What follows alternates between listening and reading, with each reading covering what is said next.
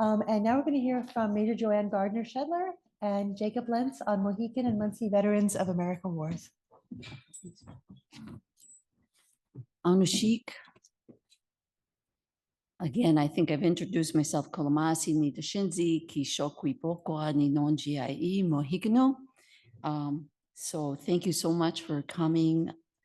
Jacob is my grandson, and I'm so very proud that we can work together on this presentation. In the United States, there are many Native Americans who have been volunteering ever since before the Revolutionary War. Actually, our ancestors were involved in many other wars before the Revolutionary War. So Indigenous Americans have served in the United States Armed Forces in greater numbers per capita than any other ethnic group. And they have served with distinction in every major conflict. Again, over 20,000 Indigenous people are currently in the U.S. military today. That's including the active duty and reserve. Both Jacob and I were in Army Reserve. Since 9/11, 19% of the Indigenous Americans have served compared to 14% of the rest of the U.S. population. And I wondered how many women were in that, because I know they weren't counting. I know there were women as warriors in the past. I don't know if many of them were counted, but I know today there are a lot more women in the military. So actually there's about 20% of the women of Native Americans or Indigenous people, compared to about 15% of all the other ethnic groups. 27 of those Americans have been awarded Medal of Honor, and that's amazing to me. I don't know of any from our tribe, but I know Ho Chung, gentleman from the Korean War, has his Medal of Honor in the Wisconsin Veterans Museum. So today we look at trying to not forget the people that have served by doing what Cody has been doing, is looking back through his family and looking at who has served, and trying to remember them, honor them in many different ways. And we'll talk about that besides telling their stories and recording their history. So this is just a little background. It's only a few of the major moves that we've done as the Stockbridge Munsee community. Originally, again, in the Hudson River Valley, we had contact with the Europeans and Dutch in Stockbridge, Massachusetts. Like I said earlier, during that time is when the Revolutionary War came about. And then we ended up being forced out into New Stockbridge, which is in New York area. And during both of those times is when a lot of other tribes came by us. The Munsees came in during the time in Stockbridge, also coming into New York. Munsees came down from Canada. And during that time, we were always involved in wars. In the Revolutionary War, there were brigades of Stockbridge people that were involved as warriors. Actually, we were in the Continental Army along with the British before the Revolutionary War, and our ancestor, Captain John Kunkapot, was commissioned as an officer in the British Army before that time in the 1740s. So during the Revolutionary War, though, we had many English in Stockbridge, and so we fought with the colonists during that time. Again, when we were in New York, we are in the wars of 1812 in Wisconsin, in the Civil War, and you can see all the other wars from there on. In the Revolutionary War, we fought in all the campaigns, and we were a part of, it was just amazing to me how we traveled and were up in Canada, down in, all over the place in the wars. In 1776, after George Washington said they could enlist 2,000 more soldiers enlisted in the Revolutionary War for many different reasons. And then over 5,500 served. And this is an actual drawing of one of the other soldiers of one of our tribal members. And some of our community members, young men, were like, wow, they dress like that. Well, I think there was this change in that. Yes, they got rifles and they were dressing, they had their bows and arrows, and they were dressing in the cloth or whatever they could carry. This is a picture. It's kind of fuzzy, I think, but this is down in Wisconsin now, where we had actually 3 patriots or Revolutionary War veterans from the Stockbridge and Munsee that were buried in Wisconsin. The first is our ancestor, Lieutenant Jacob Kankapah Jr., was a scout for the during the Revolution. And then Captain Hendrik Oppemat, who was quite a long time in the military with the Patriots. And in 1812, he also was a diplomat for our community. He was a tribal leader. He really tried to work with negotiating with other tribes and bringing peace and trying to help our community stay together. And picture below is where one of our ancestors also, who was a Delaware Indian, Bartholomew Kelvin, who was born in New Jersey. And he ended up, as they were pushed out of New Jersey, ended up bringing some of his other tribal members to us in Stockbridge and New York, and then followed us into Wisconsin. He died in 1840 and is buried. And this is where we did this ceremony, because the Sons of the American Revolution honored him along with our veterans. The Oneidas are here, Brothertown Indians are here at this ceremony. This was in 2016 in Wisconsin, and Calumet County is one of the first places that we were first along Lake Winnebago, where we first were settled. And so we have a cemetery there that is an old cemetery. They called it the Old Indian Cemetery. Our tribe has now taken over the care of that cemetery. So there's no headstone there, but we have a large rock with all the names of the people buried there that we could find. And now there is a nice plaque that's dedicated to Bartholomew Calvin at that time. So also in the Civil War, we had many people, and I guess I didn't find out that my ancestors were in the Civil War until over 10 years ago, 12 years ago, when a local cemetery in Shawano County, where I live currently on our reservation, they were honoring some Civil War veterans there. And one of the names came up as Stephen Gardner. And that is my great-great-grandfather. I thought he was buried in where the mission school is by the cemetery there. But it come to find out, they must have moved him over to that cemetery in Shawano. So he had a headstone there. And so that got me thinking. I didn't know it. So we went to the ceremony to honor him, and his brother Simeon Gardner received the headstone at that time from the Revolutionary War, military headstone, and they dedicated over 80 some different headstones. So it got me thinking, oh, who else is in the military that we don't know about? So with doing the research, we started out with thinking there were 43 people from the tribe, because that's what they had found from around the reservation.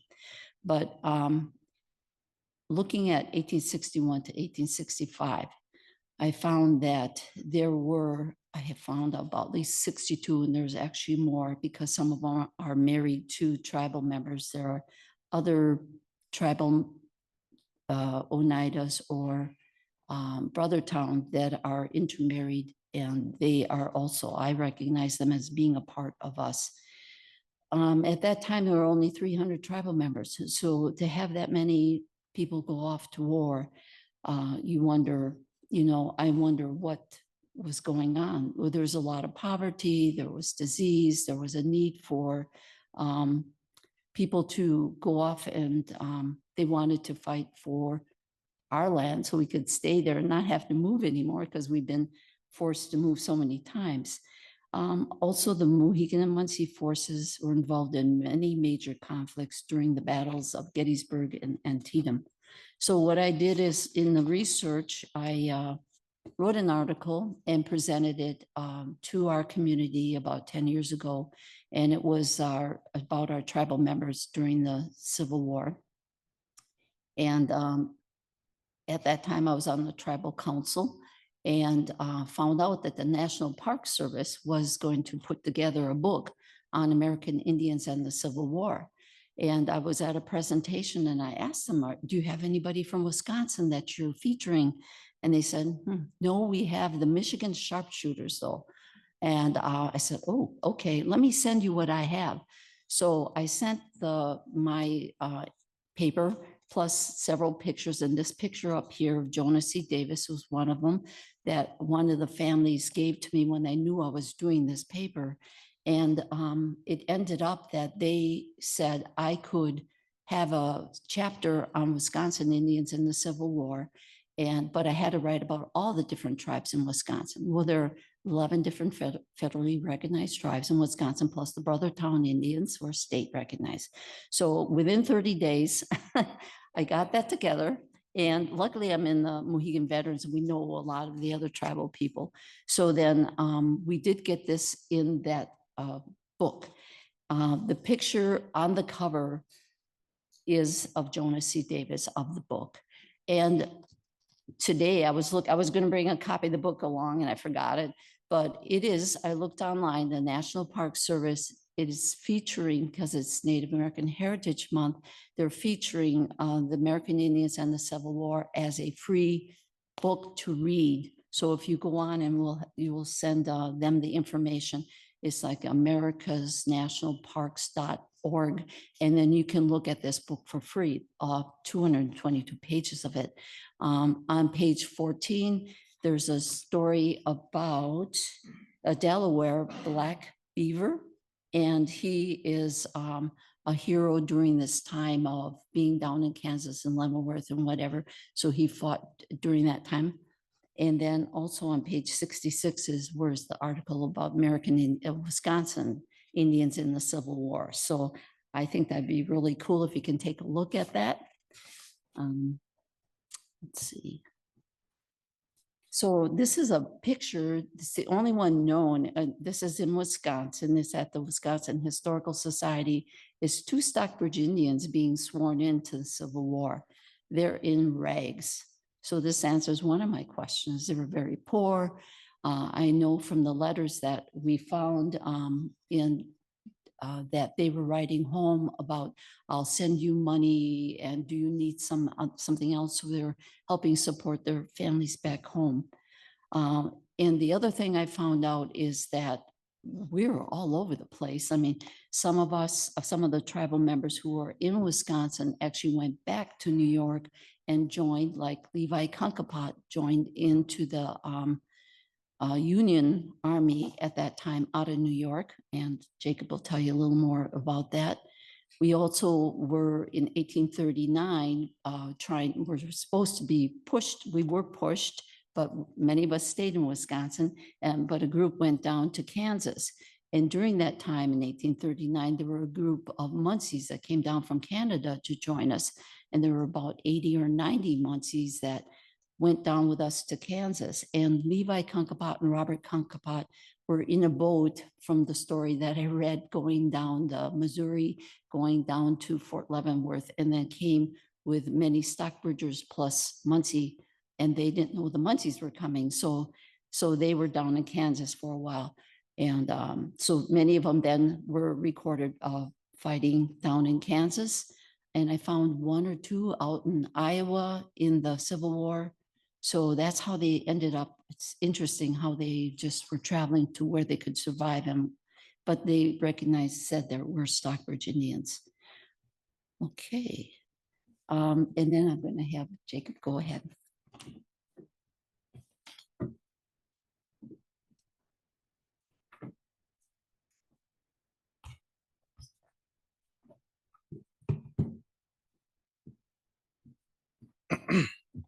Guapanachain, Jacob Lenz in Dinawethe, Moche no Andam no o Waakama. It's nice to see all of you. My name is Jacob Lenz, and I'm very happy to be here today. For my part of the presentation, I'll go through a few of the Mohican and Munsee Civil War veterans whose service we have documented and talk a little bit about their journeys. This first one here is Daniel J. Adams. He was 21 years old when he enlisted in the 2nd Cavalry Wisconsin Regiment. He was living in Stockbridge, Wisconsin, as his family had yet to move to the recently formed reservation in Shawano County. His mother was Electa Quinney, who's widely known now as the first woman public school teacher in what would become Wisconsin. Daniel's uncle was a prominent Stockbridge politician for many years by the name of John W. Quinney, and his brother would go on to become a prominent Stockbridge politician and lawyer as well by the name of John Adams. Daniel served with the 2nd Cavalry in Springfield, Missouri, where he carried out many patrols and was in and out of the hospital many times. We have several letters that he wrote to his mother while in Missouri, and in them we get a glimpse of his political thoughts, his emotional state, and some of his pressing concerns. He comments on the literacy of the current runner for Sachem, stating that he believes a leader should be able to read and write. He confirms with his mother that she is receiving the money that he's been sending and offers to send her all he has if she needs it. And he asks several questions about other tribal members,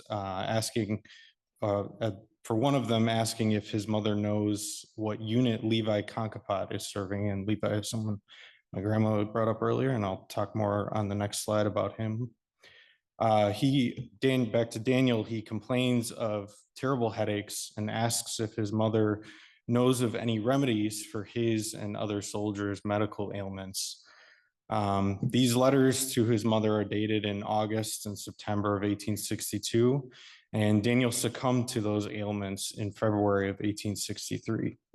He was just 23 years old when he died of disease, and this was an extremely common cause of death during the American Civil War, as nearly 2/3 of the soldiers who died, their deaths were due to disease.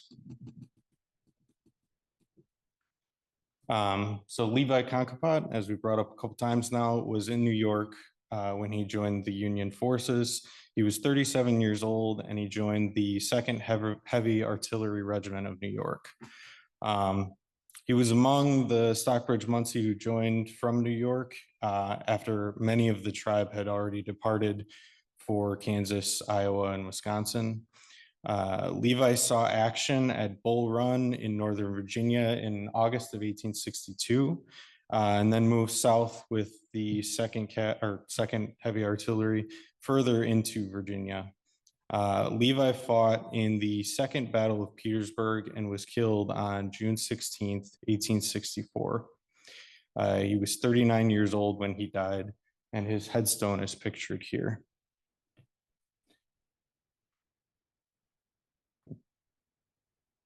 I was actually in Petersburg, Virginia last weekend, and I took some pictures of the area where Levi fought. So pictured on the left here is Harrison Creek, which sat between the Union and Confederate lines, where Levi's unit fought as part of the 2nd Corps.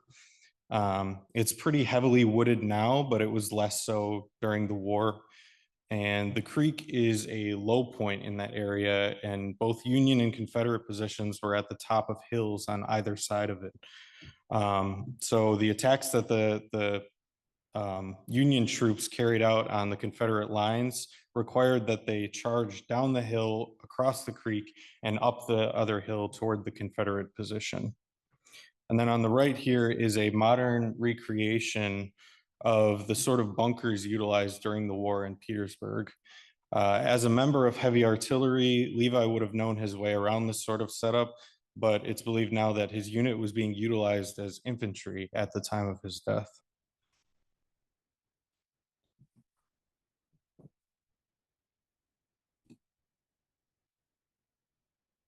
So since this is a Munsee conference, I wanted to highlight some of our Civil War veterans who are identified as Munsee on the rolls from that time period. One of those rolls is pictured here from 1892, which lists Titus Mohawk and Austin Halfwhite as Munsees who had yet to comply with orders to move to the reservation in Wisconsin. Just shy of 30 years before this roll was taken, these two men served in New York Infantry Regiments 97th and 116th, respectively. The 97th fought in the Battle of the Wilderness, the Battle of Spotsylvania, and the Siege of Petersburg, where Levi Konkapot perished. And the 116th was active in the Western Louisiana campaign and the Shenandoah Valley campaign. Also of note is that Titus Mohawk enlisted as a substitute for a man who was drafted. And this was a somewhat common practice at the time where a drafted man could pay someone to take his place to get out of fighting. It was a good way to earn some extra money, especially for someone who intended to enlist anyways. And Titus and Austin both survived the war and remained in New York, and they had land on the Allegheny Reservation as of 1890. Another Munsee soldier is Jackson Lewis, who lived in Stockbridge, Wisconsin, and enlisted in the 17th Infantry Wisconsin Regiment. He served from February 1864 through the end of the war in 1865. He fought in the Siege of Atlanta, the Battle of Jonesboro, Sherman's March to the Sea, and the Campaign of the Carolinas. He returned to Wisconsin after the war and died in 1895 on the reservation. And pictured here is his headstone memorializing his service. So those who survived their service returned to their homes in Wisconsin, Kansas, and New York.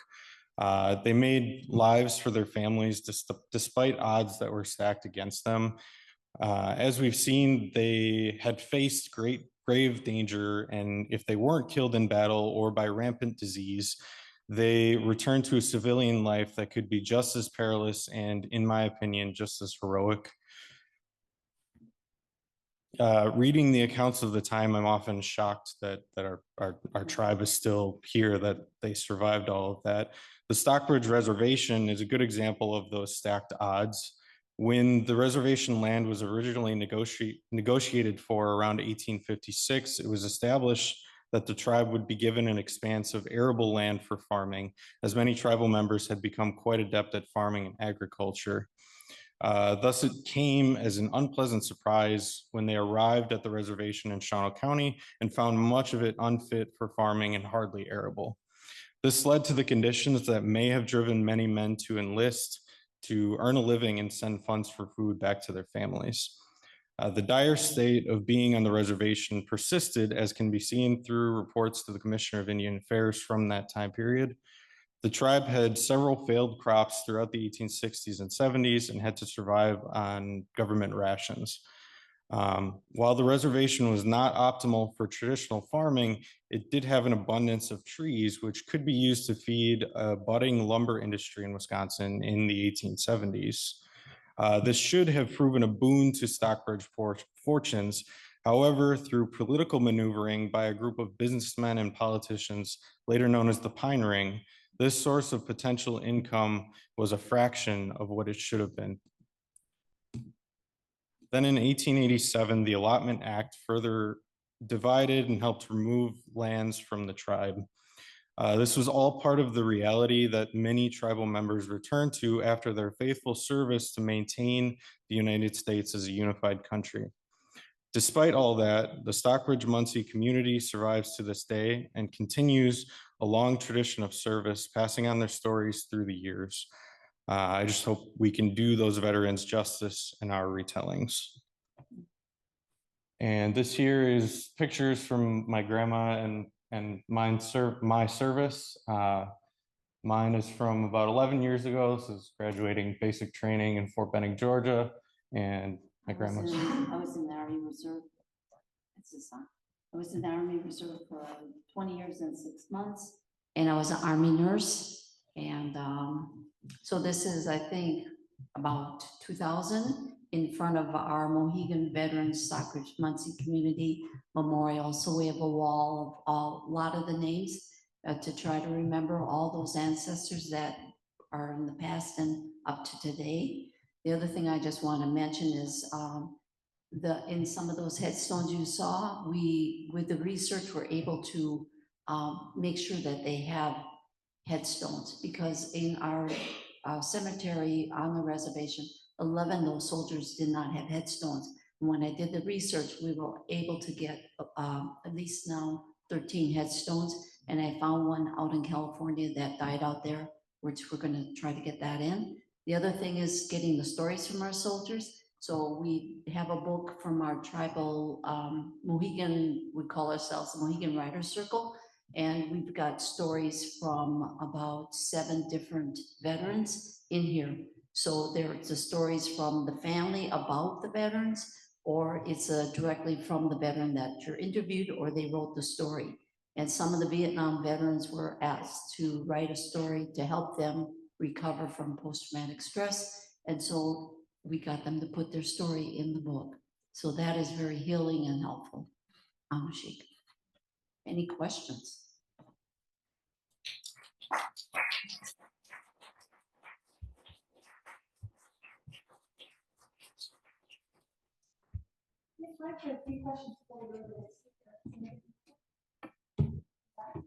Who publishes the book and where?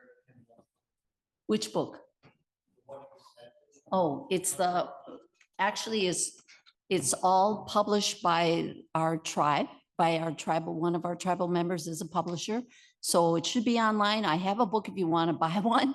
I have actually 2 books I brought along. And so they just came out.